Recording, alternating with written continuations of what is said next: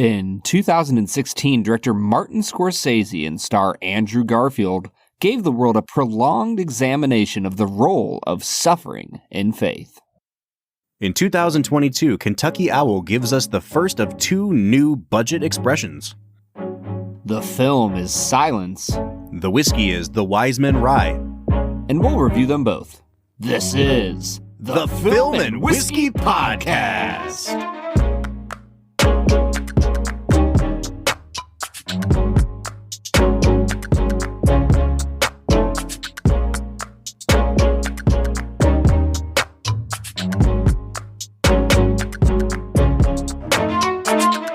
Welcome to the Film and Whiskey Podcast, where each week we review a classic movie and a glass of whiskey. I'm Bob Book. I'm Brad G. And you're doing the accent of everyone in this movie, Brad. Because this week we're looking at 2016's Silence, a movie full of terrible accents.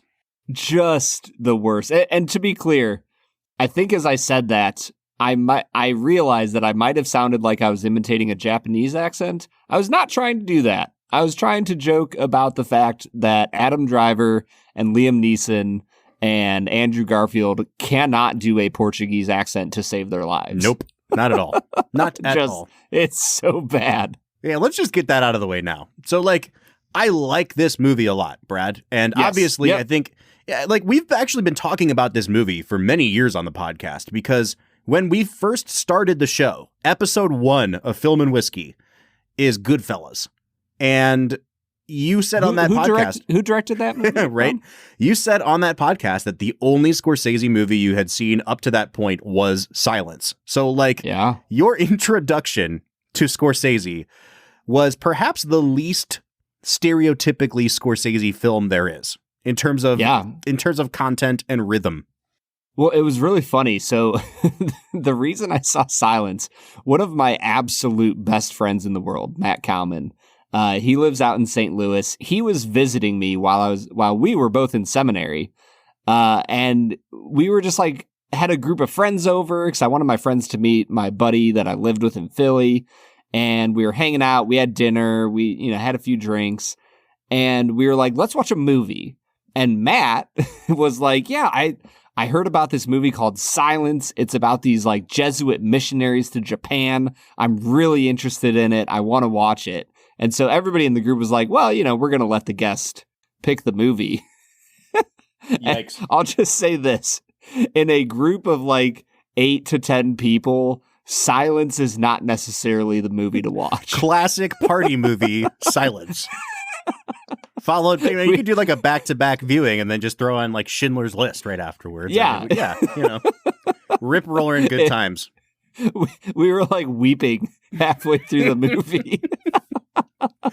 So yeah, that was my introduction to the illustrious world of Martin Scorsese. So I also saw this movie while we were in seminary. And, of course, I had been keeping tabs on it because Scorsese, this project had been gestating in the mind of Scorsese for decades. He wanted to make it in the 80s, didn't have the funding, set it aside, came back to it, set it aside again, and then he makes The Wolf of Wall Street. And he's like, it's probably time for me to do Silence. I think the man needed a reset.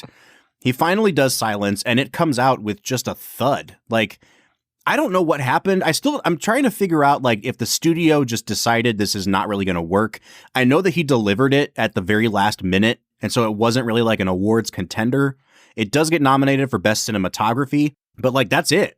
And you'd think that a Scorsese movie would have more oomph behind it, but this movie kind of got dumped in theaters, and it didn't come out wide until January.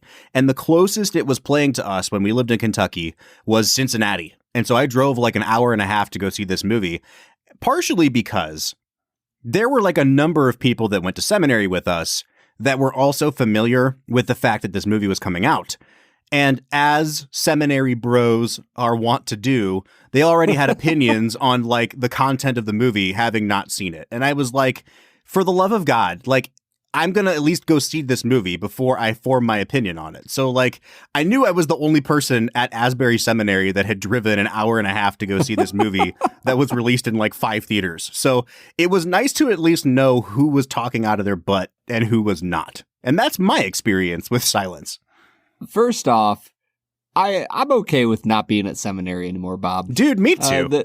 The life of seminary bros was a little bit tiresome, if I'm being honest. Secondly, I love your commitment to being right. You know, it's not even like that I want to be right. It's just that I want to speak from an informed place. Yeah. Yeah, like it's clearly worrisome that so many people in seminary don't care about that. That's 100% the case. Yeah. Well, in the spirit of being informed, Brad and I have both seen Silence now multiple times. We're going to talk through the whole thing, performances, the direction. I want to talk about the pacing of the movie a bit, because having seen it now for a second time, Brad, I hadn't watched it since the theater. I do think this movie is a little slow. I do think this movie is not perfect. But we have a very particular attachment to and lens to view this movie from. And so I think we're going to have a really good discussion on this today. But before we start all that, it's time for us to throw over to Brad Explains, which is America's favorite segment. This is the part of the podcast where Brad breaks down the plot of the film that he has just seen, often for the first time. This is not Brad's first time seeing Silence. So let's just get that clear. However, it is a 3-hour-long movie, and we're only giving you 60 seconds to break down the plot of it. Brad, do you think you can do it? All right, I think this movie comes in 3 parts. There's the opening when Andrew Garfield and Adam Driver are Jesuit priests. They find out that their mentor has apostatized, which you will probably hear that word a lot, means that they recanted their faith or basically said, I'm not a Christian anymore. So they go to Japan. Second part of the movie is them ministering to basically an underground church that is being repressed by the Japanese government at the time. And then the third part of the movie is when they are captured, and it follows Andrew Garfield, who eventually recants his faith and becomes a Christian rooter-outer for the Japanese government. And then he dies. And he was still a Christian? Question mark? Yeah. See what I did there? So this movie does a lot of things really well, and it does a lot of things not so well. I'll say that now. Right? A couple days ago, Brad, I made a spreadsheet that I don't know what I'm going to do with yet, but I put every movie we've ever reviewed on the podcast in one spreadsheet. And It has our scores and it has the IMDb score. And I am fairly certain that Silence is either the lowest or the second lowest rated movie on IMDb that we have ever done on this podcast. Really? Yeah, I think it was like Elizabethtown and then Silence is like right above it. So, I was literally thinking, I was like, it beat Elizabethtown? This is a better movie than Elizabethtown. Oh, for sure. It's a better movie than a lot of films we've done on this podcast. But it has a 7.1 on IMDb with 112,000 reviews. So it's not like it's an unseen movie. I do think that a lot of that is that people have an idea in their mind of what a quote unquote Scorsese film is. And then they go into this movie and it is very much a Scorsese film. It has all the themes that his, gangster movies have. It's just not a gangster movie. And it's a very slow paced examination of torture and like spiritual anguish. But people probably went into this expecting something a little different than what they got. And I have to imagine that at least part of this score is that they were just let down, that there wasn't enough bloodletting in the movie. Yeah, I'd be curious if this movie was given a reset and like had an opportunity to re-examine its score with people who have sat with the movie for years. I wonder if it would get, maybe like a 7.4 or 7.5. I will say, when you said second lowest, I wasn't expecting a 7.1. I feel like there has to be more movies in like the high 6 to low 7 range than that we've reviewed. Yeah, surprisingly not. Man, that's impressive. Come on. All right, so let's talk the movie. I guess I want to start with the performances. Andrew Garfield is in every scene or nearly every scene in this movie. And Yeah. I actually think he's quite good. Andrew Garfield is one of my favorite actors working today. I thought he should have won the Oscar last year for his performance in the movie Tick, Tick, Boom. It was fantastic. He had a great year last year. And he's really, really good here. Like, I feel like people are finally coming around to Andrew Garfield as the incredible actor that he is. But from the time I first encountered him, which was in The Social Network in 2010, you know, by the time he gets here, it's 2016. He's in the midst of making all these terrible Spider-Man movies, and he goes off and does this Scorsese film. Aside from the fact that his accent is really not good, I think the performance itself is pretty spectacular. It's an anguished, internalized and then externalized, you know, like putting him through the ringer kind of a performance, and I think he really nails it, Brad. Well, and this movie is one that relies a lot on narration. And with Garfield as the primary narrator, there's a certain beauty to voice acting where you are not on screen, but your voice is, that a lot of people really don't appreciate. You know, like we've said it on the podcast before many times that Tom Hanks talks about how acting for Toy Story, he's like exhausted at the end of the day, you know, because he's in the booth giving it his all. And I think that can be the case here as well. I think you see Garfield really pouring his heart out on camera and, you know, just vocally. And it's really noticeable, Bob. Yeah, for sure. I mean, I want to press you a little bit, though. Like, what did you think about the performance itself? I think that he does a really great job of using his body to express where he's at. That earlier in the film, he's a lot more open and he's a lot more like his body physically is more open to the peasants. And as you get later in the film, he's a lot more hunched up, curled in on himself. Like as he gets angry with Liam Neeson, you can see him like physically wanting to lash out. And so I think the physicality of his performance is something that I really loved. Yeah. There's something about his character, and it's pretty obvious, but there are moments in the movie where you can tell that Scorsese and the original author of the Silence novel are using the character of Rodriguez, Garfield, to kind of explore themes of like what Jesus went through, right? And Scorsese did this himself in his movie, The Last Temptation of Christ, but it's not using the character of Jesus to examine some of these things. It's using somebody who acts as a representative of Jesus, which gives it this other layer of kind of emotional torment because he knows what he's called to do. He also knows what he's taken a pledge to do in terms of like protecting his flock. And the pull between like staying faithful to confessing Jesus and preserving the life and well-being of the people that are in his care, I think it's this beautiful and really tortuous kind of like interplay.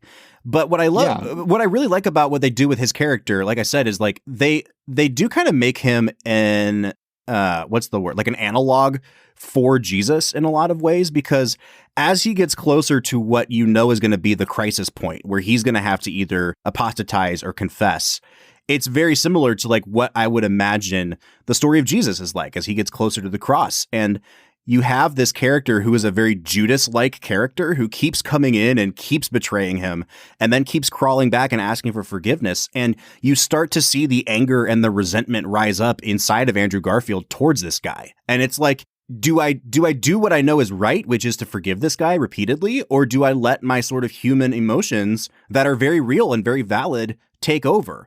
And I love that they're kind of examining the story of Jesus through this guy. Bro, I think that Kichijiro is like the crux of this movie. For sure. Like from the moment he comes on screen as this just absolutely drunken, I don't know what the right word to use is, like imbecile. Like the way they portray him at the start is such a broken man that you see as he engages with his faith, he comes back to a renewal of faith, but he has that line where he says like, what am I supposed to do in a world like this? Like, why couldn't I have been born to a different age where I could have lived my whole life as a happy old Christian and just died as an old man? Why did I have to live in such a difficult time? And man, if that is not like reflective of so many Christians' existence, where whatever they are struggling with, they would ask that question like, man, why am I having to struggle with this in this time?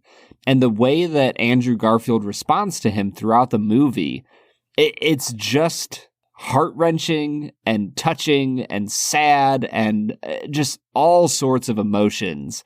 And I really think that that's where this movie works the best for me, as far as like causing a moral quandary and tension within my soul. Oh, for which sure. Which is like the whole point of this movie. There's like 4 or 5 different subplots that are all designed to cause that tension. And I think we'll get into all of them. But I want to steer into the rest of the cast real quick, because I feel like, Brad, 75% of our show today is just going to be us talking about these moral quandaries. So like, let's at least get the camera work and the actors out of the way here. Let's drive in a new direction. Hey, Adam Driver plays Father Garupe.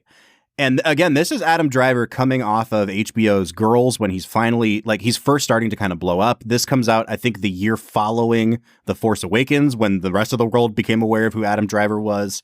He's so freaking good in this movie, Brad. But even here, you can tell that people hadn't quite turned over the reins to him the way that, you know, when we watched Marriage Story, and he's like, clearly him and Scarlett Johansson are the 2 main figures of that movie. I think he's good here, but he's really not in the movie that much. No, he's not. I think that Adam Driver should have been the lead in this. Oh, interesting. I just genuinely think he is a better actor than Andrew Garfield, just across the board. And I think he would have handled the introspective nature of it better. There's certain parts of the film where Garfield, he just comes across as kind of corny in certain elements. Interesting. And I think that Adam Driver just has like this panache that would give him a little bit of an upper hand as Father Rodriguez instead of Garupe. So here's the thing. I think I disagree with you. And it's because, and I don't know if it's because what you're saying is like, Andrew Garfield has some limitations as an actor, but I think if he does, it works in his favor here, because you believe that he has a zeal for what he's doing, but you never quite know if the character of Rodriguez totally believes what he's telling people. And I think that really helps play into the character as he goes along. You know, there's this one part of the movie where Garfield's character gets kind of rounded up with a bunch of other local Christians, and they're kind of sitting around, and one of them offers him something to drink or something to eat, and he snaps at her. And it's the first time that as a priest, you see him just be a jerk to somebody. And all the other Christians around kind of realize like, oh, this guy might not be exactly who he thinks he is or who he says he is. And I wonder if you put Driver in that role, I don't know if it works as well, because he's so good at convincing you that he believes what he's saying on screen. And so I feel like having that kind of dodginess to him actually like improves Garfield's character. I mean, maybe you're right, man. I guess I just looked at it plain and simple as like, I just think Adam Driver is the better actor in this film. And so from that level, I'm like, yeah, sure, he probably would have pulled it off better. But man, you're the cinephile here, so I'll trust your opinion on it. Oh, I'm just saying, like, I like where they're at in this movie. However, there is somebody else we need to talk about here. My boy, he got taken by the Japanese. He got taken. Liam Neeson. That famous Portuguese man, Liam Neeson. Liam Neeson was such a terrible casting choice. Here's the thing, though. He's really good. He just doesn't even attempt to be Portuguese. In the very first scene, he's kind of like doing a like mildly offensive, like Latino inflected accent.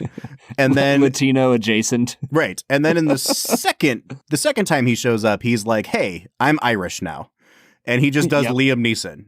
And yeah, I think the dialogue in that scene is so good.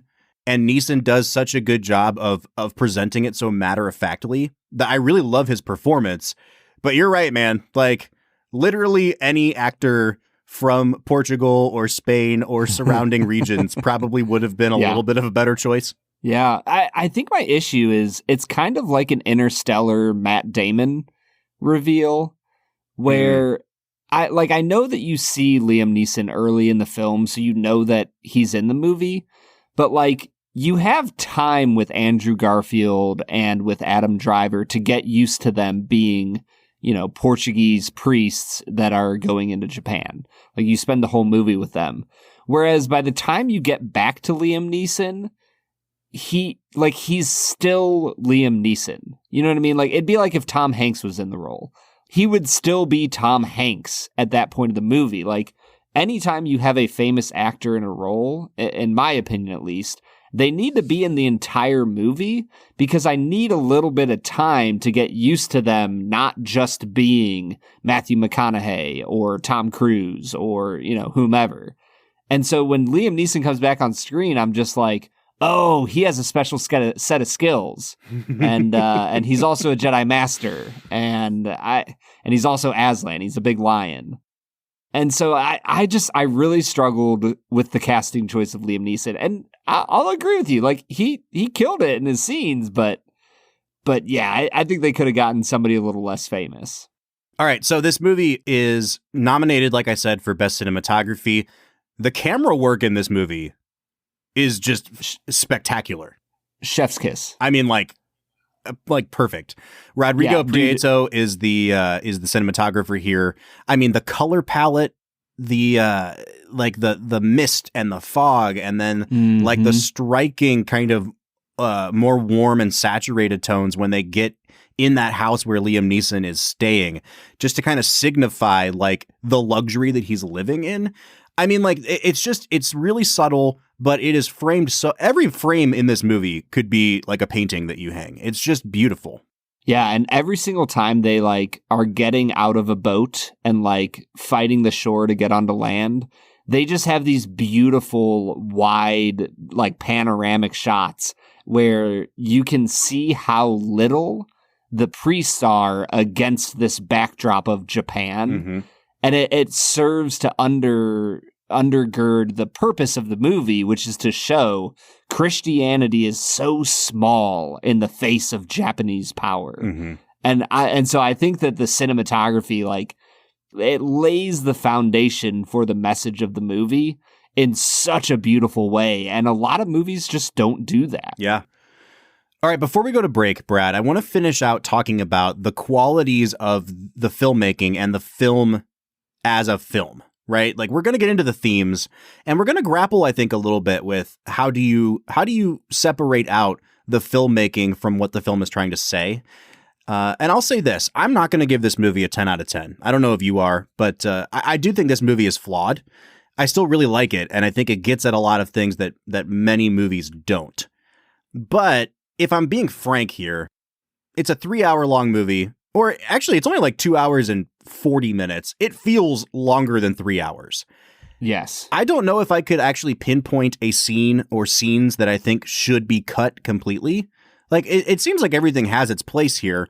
It's really long and it feels really long and it's kind of repetitive. Like it's very cyclical, the story that it tells. And so I feel like it needs to be shorter, but I can't necessarily offer, here's what you should cut. You know what I mean? Here's the thing, Bob.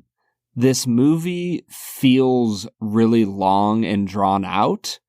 And this is one of the only movies where I'm like, oh, it's to emphasize the struggle and the pain that Andrew Garfield is going through. Yeah, absolutely. Like you can't have this movie be like a tight 2 hours and 10 minutes. Right. Like it needs the amount of time it has to breathe life into the suffering and anguish that is going on for Garfield that he experienced over a long period of time. Yep. And so I'm with you. It's slow. There's moments that are boring. There's moments where you're just like, oh man, this is taking forever to get anywhere. But weirdly, I'm okay with it. Well, I mean, and I'm not the person to normally say that. No, but I think weirdly, this movie and Wolf of Wall Street are actually really interesting companion films in Scorsese's catalog because he does the exact same thing with Wolf of Wall Street. Like that is a 3-hour long movie. And it's 3 hours long for a reason. Like, it is an exhausting movie to sit through. Mm-hmm. And it's because, like, it is trying to have the effect on you that the drugs are having on Jordan Belfort in that movie. Mm-hmm. And it is this, like, over-the-top, maximalized, satire. And it's very similar to, like, I don't know if in high school if you ever read any selections from the book Don Quixote, but, like, Don Quixote was written specifically to parody other really long and lengthy hero stories of the time. Mm-hmm. And, like, Miguel de Cervantes, like, wrote that book in the most long-winded way just to, like, shit on all the stupid stories he didn't like. And it's really funny when you know that. And I think that's what he's doing with Wolf of Wall Street. And in another way that is, like, much more serious, he's doing that with Silence. You're right. Like, this movie has to be shaggy, and it has to be repetitive, and it has to be cyclical, and it has to kind of get annoying and get on your nerves a little bit. I think this is the best version of this story. I still don't think it's like a perfect, you know what I mean? Like, I just don't know if this movie was ever going to be a 10 out of 10, even if it does everything it's supposed to do. Yeah, I mean, I don't think that Scorsese was worried about this being a 10 out of 10. Sure. Like, I think that he wanted to honor his Catholic faith with a really fascinating story in, the history of Catholicism goes back 2,000 years. Like, it's really hard for Americans to understand because, like, the oldest things we have are on the East Coast from, like, the mid to late 1600s. And that's it. And even that's like 300 plus years ago. With Catholicism, we're talking about 2,000 years of history.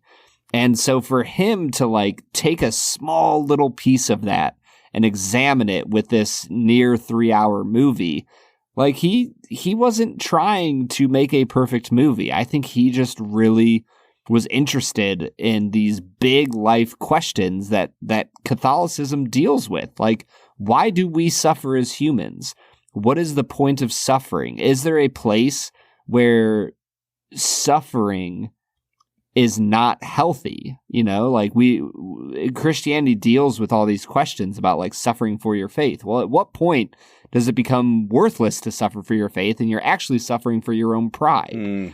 Like, he's jumping into all these questions, and I don't think he gave a rip that this, flopped at the box office. Like, he got to make it and he's happy, Yep. Yeah, totally agree, man. All right, well, it's going to fall down to us, Brad, to answer the questions of why do we suffer and why are we here. But in order to answer those profound questions, we need whiskey. We need whiskey, man. Let's pivot into trying this Wiseman Rye. What do you say? Let's get to it, Bob.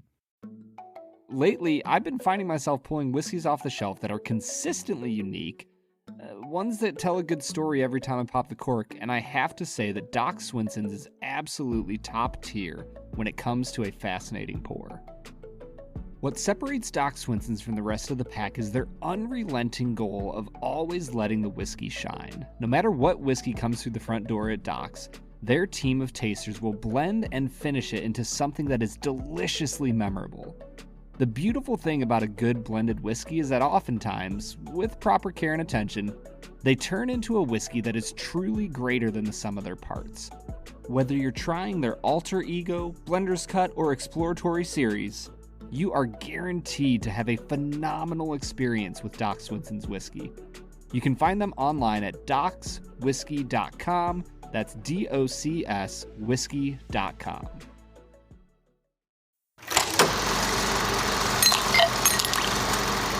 All right, so today we are checking out the Wiseman Rye. Brad, before we even get into that, I have to offer a quick correction to last week's episode.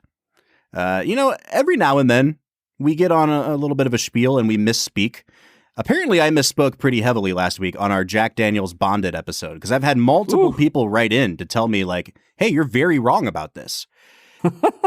Which I seriously appreciate. And I think the best distillation, I see what you did there, of what we got wrong comes from our friend Zach Johnston at Uprocks. He wrote to us today and he said, hey guys, I love what you're doing.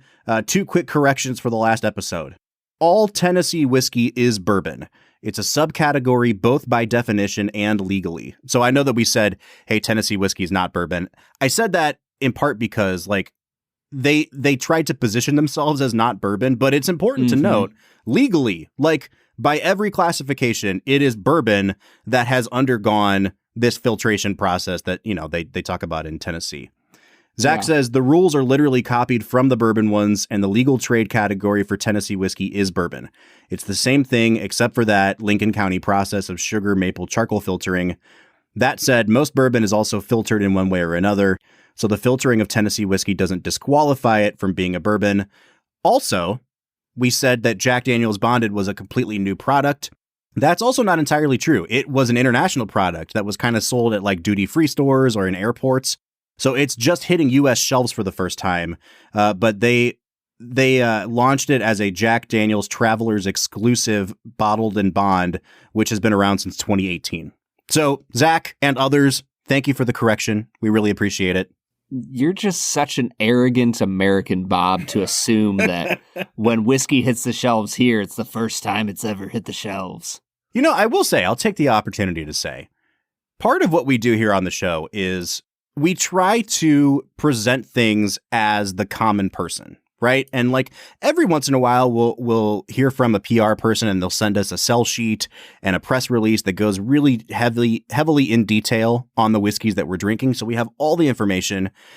A lot of times, though, what we do is what anybody at home would do is we pick something up at the liquor store, we type it into Google and we say like, the Wiseman Rye review. And we look up from these pretty reputable sources, like what they have said about the whiskey. And in some cases, we've gotten a few corrections over the years that we only said what we saw in these reputable sources. And so sometimes it's just a breakdown of communication where like, hey, we didn't know this about the whiskey, but that also reflects the fact that the average person wouldn't know this about this whiskey. Yeah. I was going to say, Bob, 100%. As far as the first fact that we got wrong last week, I had no idea. I genuinely thought that Tennessee sour mash whiskey was not bourbon. So that's news to me, man. All right, so let's transition into this Wiseman Rye. This is a new brand from Kentucky Owl. And I said at the top of the episode that it's a budget brand. It's not really a budget brand. It's still like $50+ I was about to say. Right, but it's only budget compared to their normal stuff. Kentucky Owl. So this is a 95% rye mash bill. But Brad, it is not an MGP product. This is not originating in Indiana. This is a Kentucky distilled 95.5 rye mash bill. I thought that MGP had like the trademark on 95% rye. Like nobody else was allowed to do it. Well, we shall see. It clocks in at 100.8 proof. And Brad, I got to say, man, it has a very pleasant nose. Yeah, it's a little bit dusty. There's some brown sugar going on. It's buttery.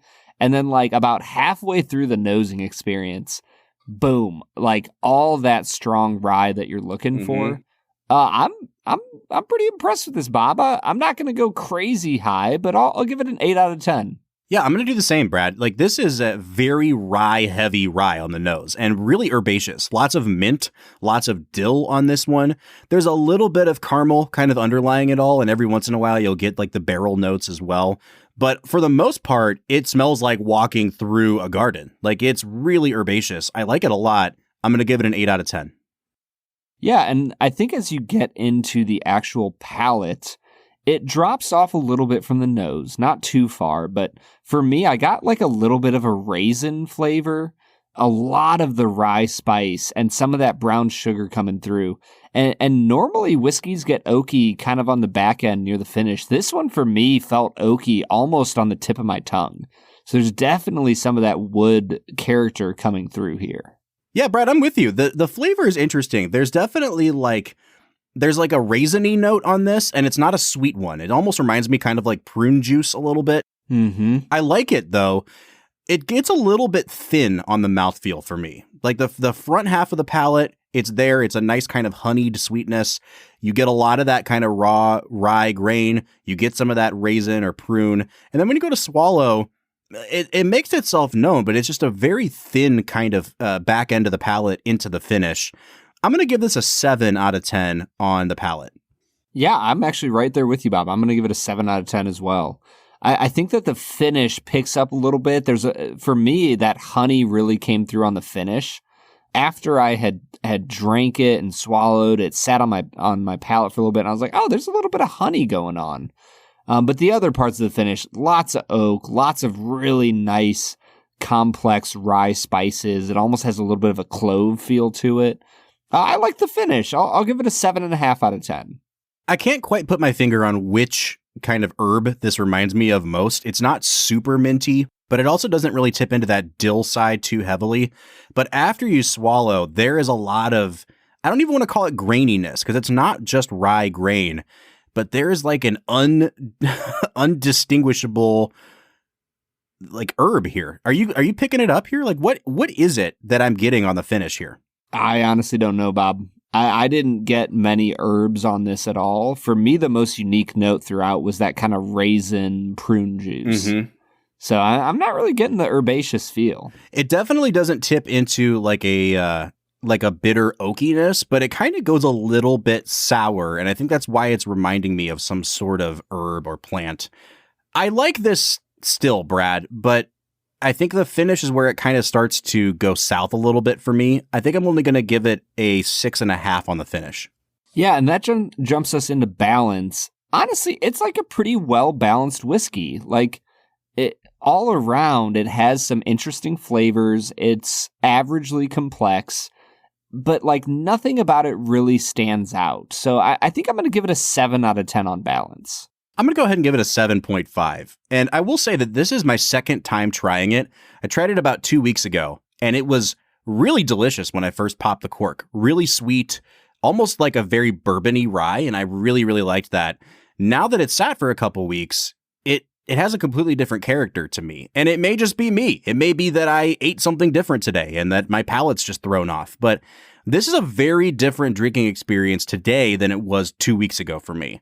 So I'm going to try to walk the line between those two experiences, and I'm going to give it a 7.5 on balance.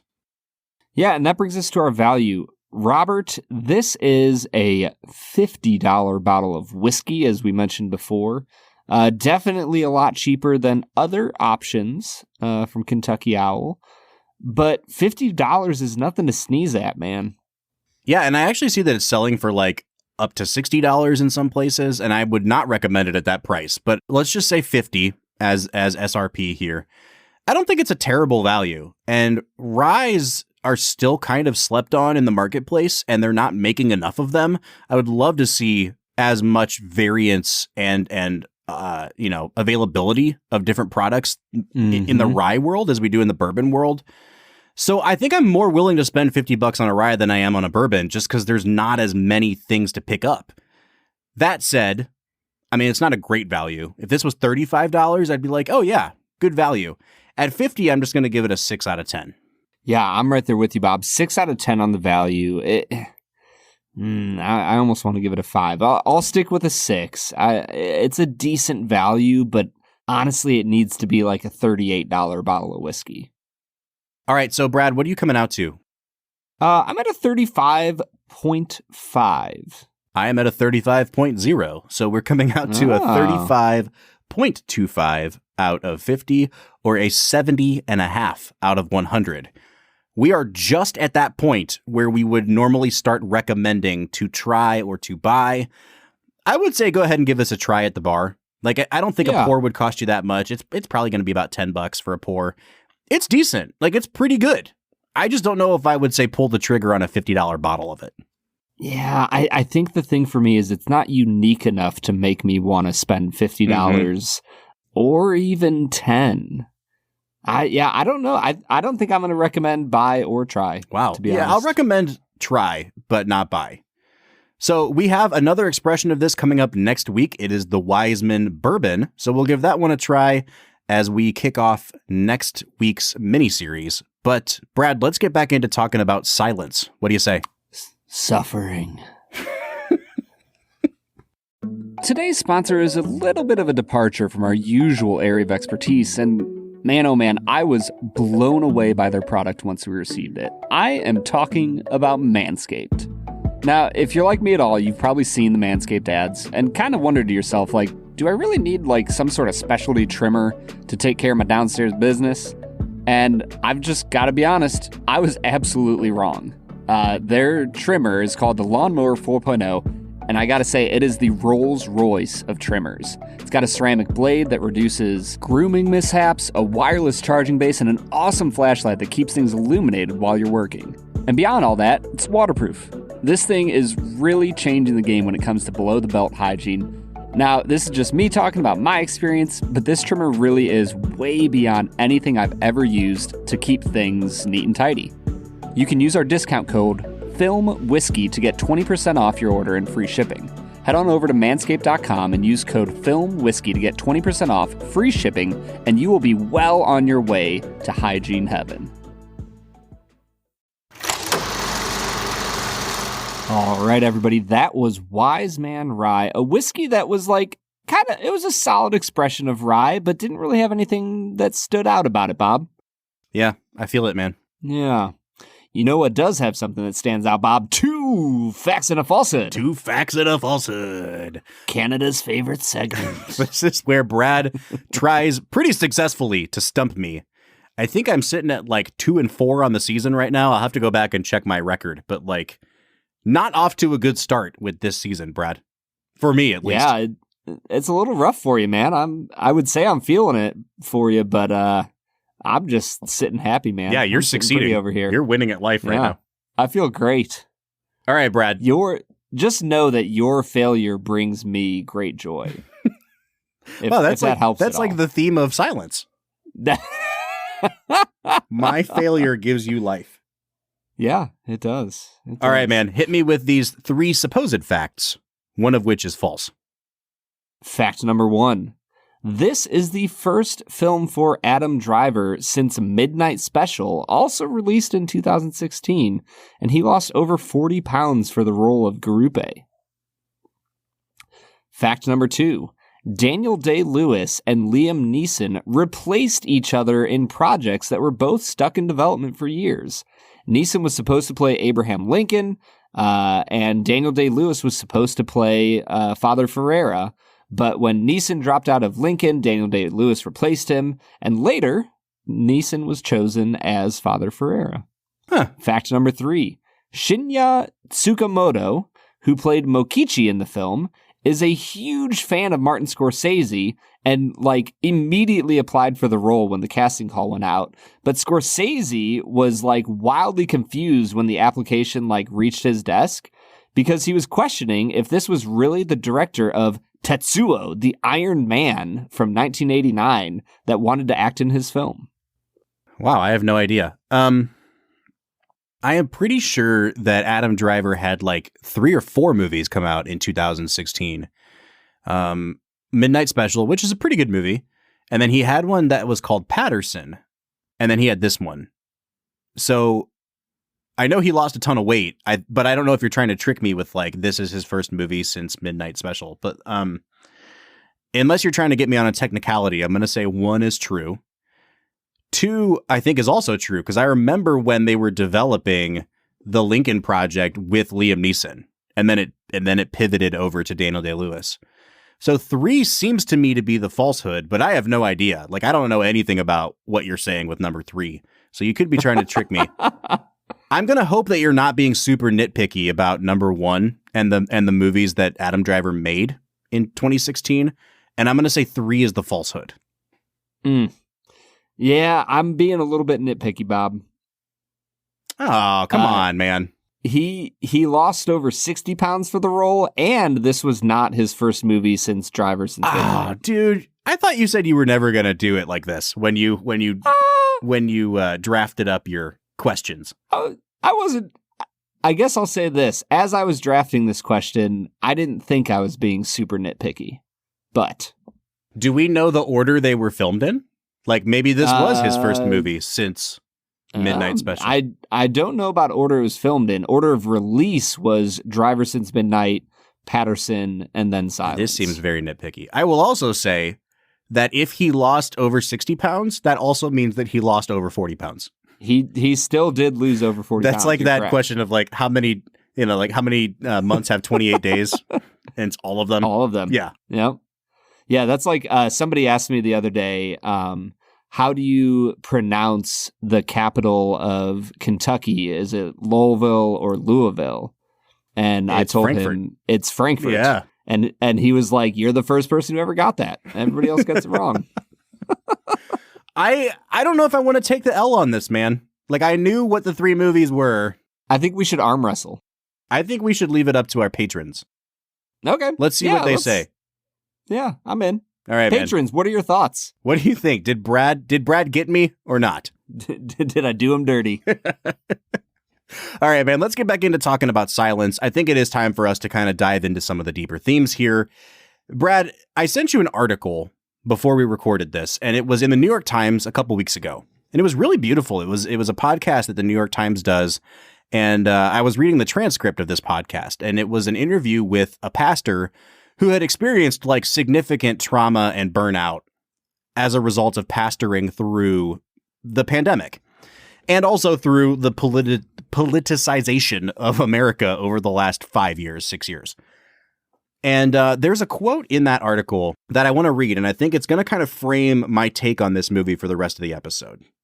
So in this story, the pastor's talking about how they had gone through this big vote for something as a church, and they had really done everything they could to make it as transparent as possible and give people a voice. And then the vote went one way, and everybody who disagreed, you know, like gave the pastor a bunch of crap. They got on social media. They had like a whole group of people basically saying that like this pastor is a bad leader and bad mouthing him publicly because, you know, the church decided democratically to do something. And this is what he says. He says, and I realized at that moment that being a pastor is this really precarious little spot you sit in, that people project all of their wants and needs and demands, expectations, unrealized hopes onto you. But when you don't meet them, they're posed with a response. Either they're going to reject you or ruin you or abandon you. And Brad, I think we're at a really interesting place in the history of American Christianity, where you're seeing pastors drop out of the ministry, like at an alarming rate. And it's a result of the tension of trying to, I don't want to say please people, but keep, you know, their flock, for lack of a better term, like satisfied and engaged, and also experiencing the trauma and the burnout of losing people and having people burn you. And I watched this movie, and that's not necessarily what's happening to Andrew Garfield's character. But what really moved me this time around wasn't the theological, like, is he doing the right thing? Is he actually listening to the doctrines that the church has historically held? Is he a heretic? The thing that really moved me was watching this through the lens of a pastor, because I think that this movie might be the best depiction I've ever seen of what it means to be a pastor. Like, Andrew Garfield is wrestling on the daily in this movie. Like, do I heed the words that I know to be true in Scripture, where Jesus says, like, if you reject me before people, I will reject you?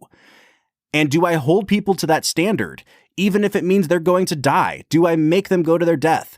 And then when it's turned on him, and he is confronted with, like, if you don't do this thing, if you don't apostatize, we will kill all these other people who are in your care, and they will be innocent victims of your stubbornness. That's kind of how it's framed to him.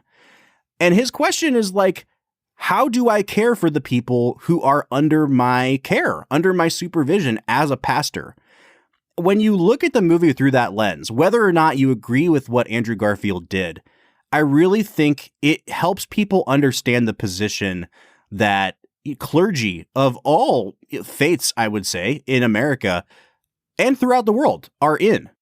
Yeah, I mean, my first thought coming off of that, Bob, is that, like, being a pastor is really tough in today's society. Like, yes, this might be facetious, but, like, it makes me think about how it seems like every year, at least once a year, some major news outlet will like write a long article about how evil the Catholic Church is. And there's part of me that reads those things and I'm like, do you not like understand the Catholic Church? Them not changing their position isn't anything new. Right. And in the face of like moments like that, I think about how hard it has to be to be a pastor or a priest or, some sort of minister in today's world where it's like, no, we've held these tenets for hundreds of years, and yet now they are being completely castigated for them. And then in the midst of that, where the culture is castigating them, their own flock has such wildly diverse opinions about how they ought to be pastoring and ministering to the congregation that it is just a recipe for burnout. There is massive, immense pressure from the outside, facing gargantuan pressure from the inside as well. And you're right, like you see that in Andrew Garfield, man. The way that the Japanese villagers who are Christians respond to them is like an overwhelming amount of pressure.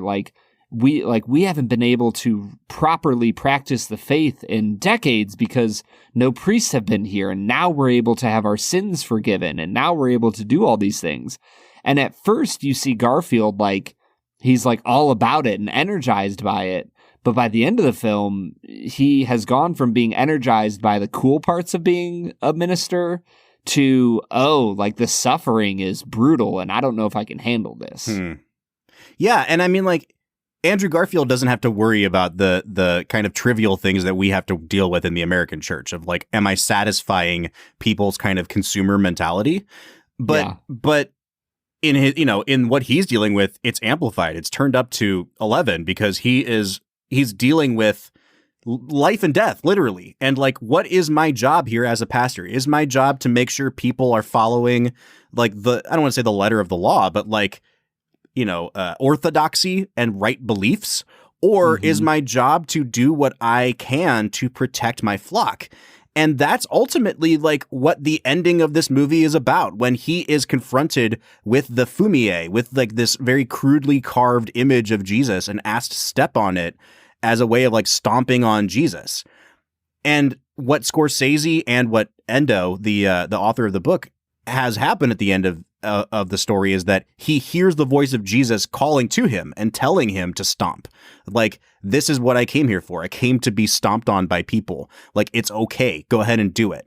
And again, I'm not saying I agree with that, but I think what Scorsese does so brilliantly here is he doesn't just make the question of like, is it right or not to stomp on Jesus a question, but he puts you in the emotional state of Andrew Garfield, where it's like, all right, well, the alternative is like, if I don't stomp and I stand on my principles, then I really am responsible for the death of other people. And I love that there's just no easy answer to any of these questions. And they continue even after that climactic moment in the movie. No, there's really no easy answers to it. I will say to kind of jump away from the moral quandary we're talking about for a second, I actually think that this movie was not graphic enough. There's part of me that, like, from the time Andrew Garfield is captured, the most graphic thing that they show in the movie is when the waves are overtaking the 3 Christians that they kill, who were the leaders of the church in that town. Yep. And outside of that, I don't know if this just sounds bad or not, but it doesn't feel like Garfield's crisis of faith is warranted by what you see on screen. And I don't know if that's just me. Maybe I'm desensitized by other more violent movies, but there's a part of me that feels like Scorsese focused so much of the camera work simply on Garfield that you didn't get the sense of the torture that the Japanese were putting these Christians through. One thing that I really did like, though, is that Scorsese allows the camera and the scenes and the pacing to be so patient that it kind of demonstrates that, throughout church history, like, we really valorize the martyrs, right? Like, we really hold them up as like, wow, they got eaten by lions and like, what an incredible thing to do for your faith. But like, I think the question Scorsese asks is, all right, what would it look like to actually have to watch somebody be eaten by a lion? Like, it's not a simple thing. It's not a quick thing. There's no dignity to it. And Garfield's character talks about how that guy hung on that cross in the middle of the sea for like 5 days until he basically just starved to death. And it wasn't a quick thing.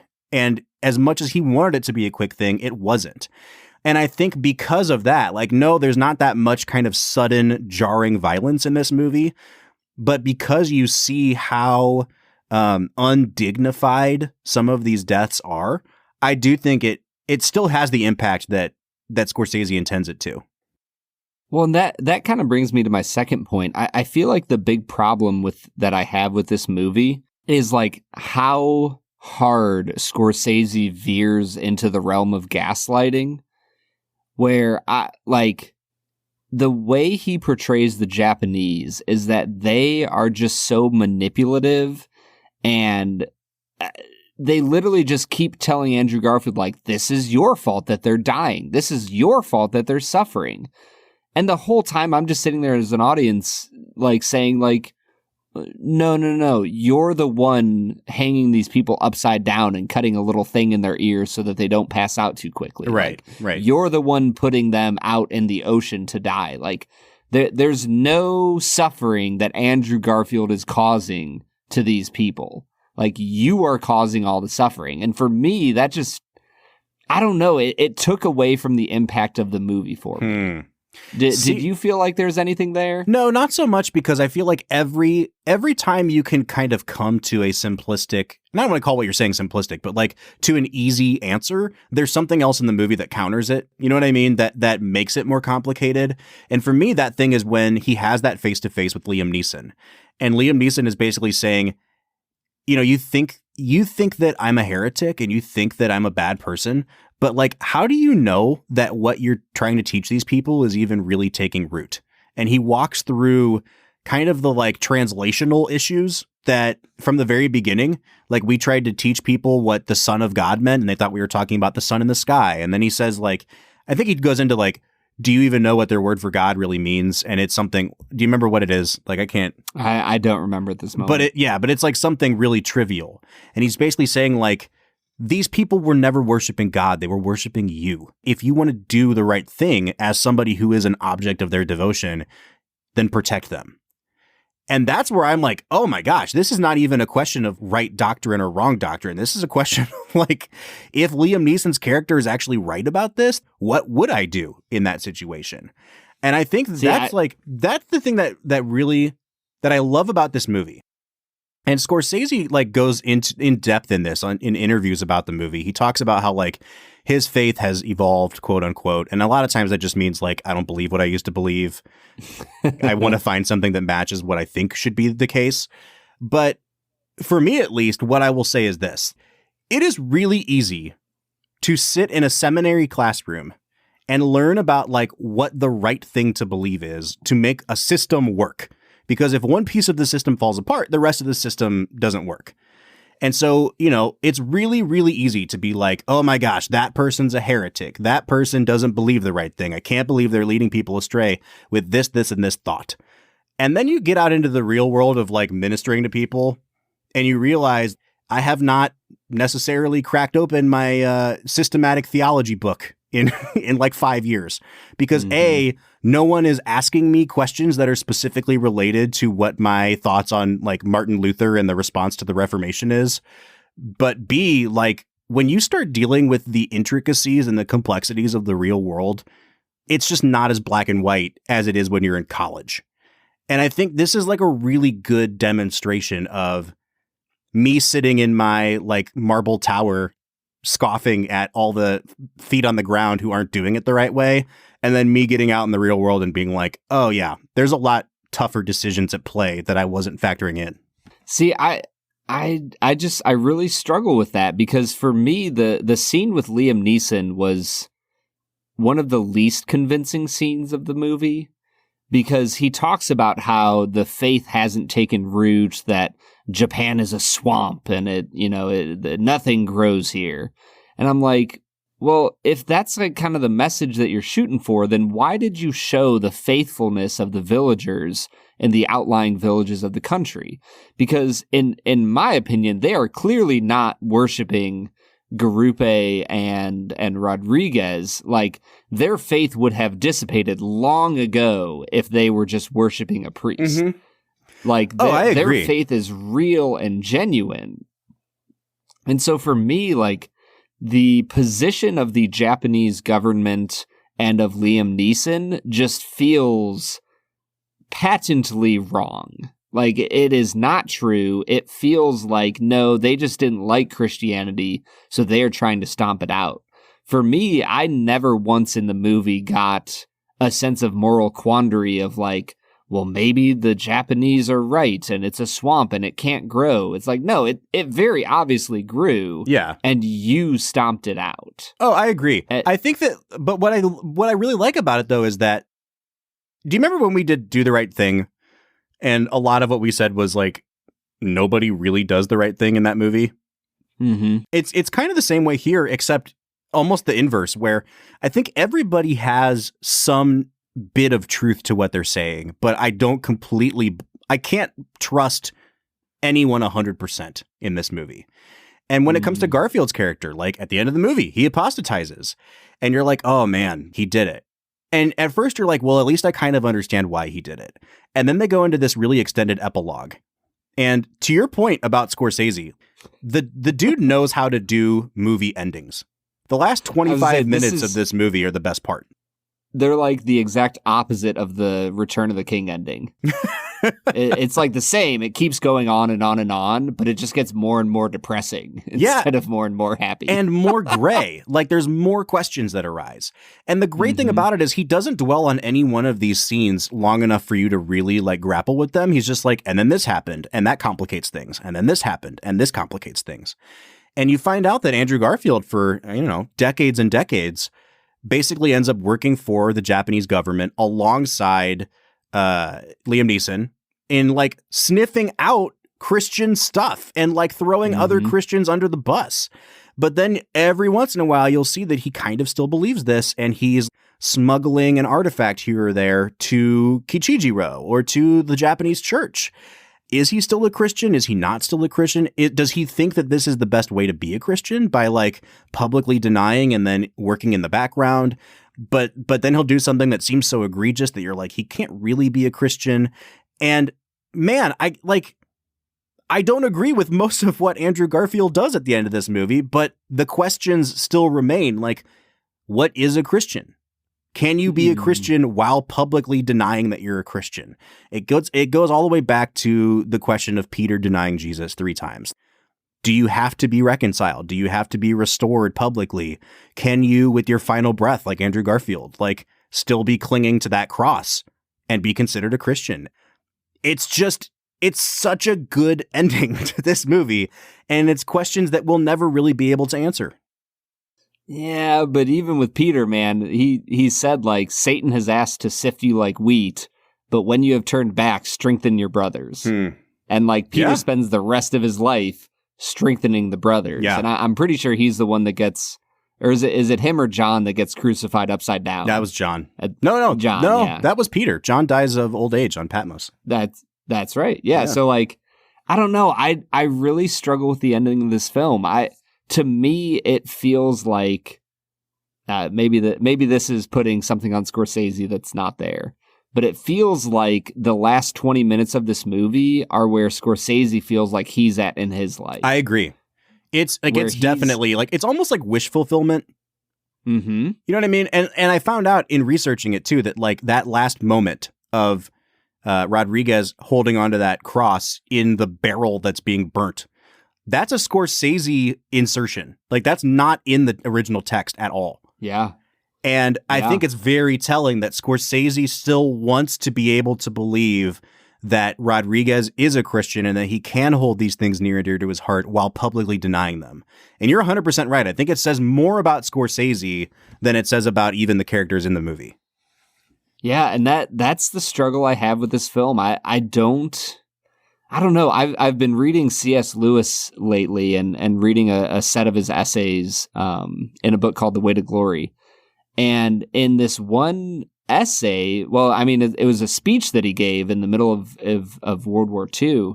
He's talking to a bunch of pacifists about why C.S. Lewis, is not a pacifist. And he talks about how, in his opinion, like, one of the biggest struggles with the pacifist position is that the greatest evil is suffering and death. and he just can't find proof that suffering and death are truly the greatest evil a person can experience. And I feel like this movie is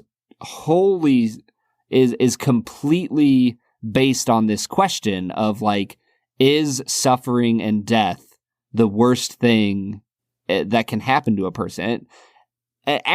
Sorry, let me rephrase that. It's not based around that question. It assumes that as the underlying principle, that suffering and death is the worst thing that can happen to a person. Therefore, you should apostatize to prevent suffering and death from happening to other people. And like Lewis would just flat out disagree with that. And I am nowhere near the intellectual giant that C.S. Lewis is. So I don't know, man. I think this movie is fascinating, but I'm wondering if the very premise of the movie is a little bit flawed. I mean, I do think that it's important for us to acknowledge, and like, obviously, if you've listened this long in the podcast, you know that like Brad and I obviously went to seminary. We are both in some capacity like pastoring people, and we believe this stuff. Like, we are Christians. Reading reviews of this movie from atheists is, I think, really enlightening too, because like to them, they're like, this is a no-brainer. Why wouldn't you just step on the thing? And so it really does kind of depend on the lens that you're looking at this movie from. And I would just ask that anyone who's hearing our take on it understand that the worldview that we're coming from is like, hey, we believe this stuff. We're actually in the same boat as the missionaries in this movie. And so the struggle for us is the same struggle that they're going through. And when you look at it as an outside observer and you're like, oh yeah, this is a no-brainer, I think it simplifies it a little bit too much. Man, Bob, you know what we should have done? What's that? We should have found a token atheist to have on the podcast. A token atheist. Oh, man. That's what we should have done to get the opposing view on Silence. Brad, I think it's time for final scores, man. This is a hard movie to rate, and it gets back to like the how do you capture Christianity on film discussion that we keep kind of circling, and we still haven't done that bonus episode yet. But this isn't like a God's Not Dead, which is just a crap movie. Like, but it's also very different to me than like Passion of the Christ, which I think now with almost 20 years of distance, I can look back on Passion of the Christ and be like, this was used as a pretty important tool for people to see like violence and like what can happen to the human body when it's tortured. And when you believe that that's Jesus, it's a very effective tool, but also like, it's not really a great movie. And I think I'm like, okay saying that now. This is different than that because I think this is just a much better made film, and it asks more challenging questions than Passion of the Christ did. But it falls into that same boat where it's like, we do believe this stuff. So like, can you evaluate the movie as a film? And I think as a film, I'm going to give it an 8.5 out of 10. It's not a perfect movie, but it has a lot going for it. And obviously like we have been very affected by it. I'll just flat out say, like, as Mokichi died in the waves, I was weeping. Like, I don't think I could watch this movie without weeping as I look at his sacrifice for, our Lord, Jesus Christ. Like, that gets me, but you're right, Bob. It gets me because I believe in this stuff. Right. Because I'm down with it. Yeah. I found a really cool little tidbit that after watching this movie, Terrence Malick, the director of The Tree of Life, also a very, Christian heavy themed movie, wrote a letter to Scorsese. And he said this in his letter. He said, "One comes away wondering what our task in life is. What is it that Christ asks of us? And what new shapes will he assume in these dark times, like those of old? He might appear, as you show, even in those who oppose the faith or betray it, like Judas or Pilate. His love seems to be wider for it."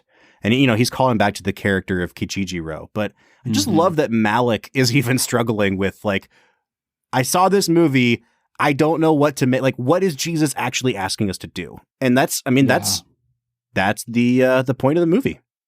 Yeah. Yeah. What would Christ have for us in this broken world?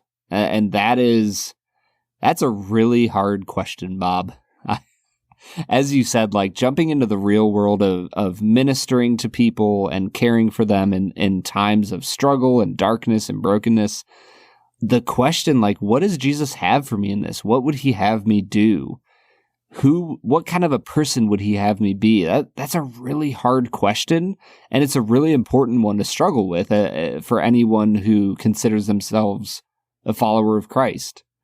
I think as far as the movie Silence goes, I think I'll give it an 8 out of 10, Bob. There's a lot of issues that I have with it beyond just the philosophical stuff going on.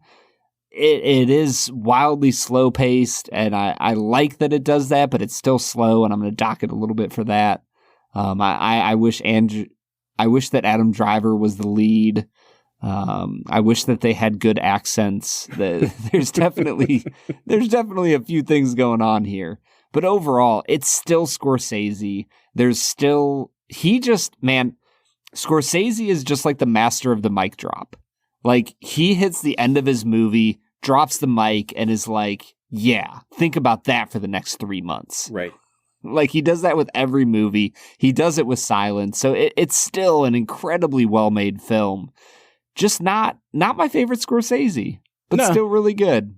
But we want to know what you think. You've listened to us talk about it for over an hour now, so if you've seen Silence, we want to hear your opinion on it. You can find us on social media, on Facebook, Twitter, or Instagram, @FilmWhiskey.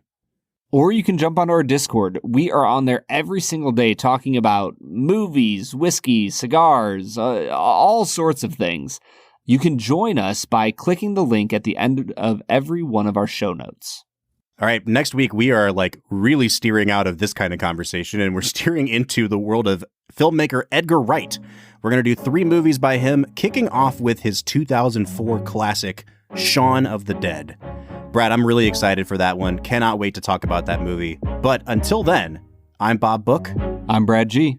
And we'll see you next time.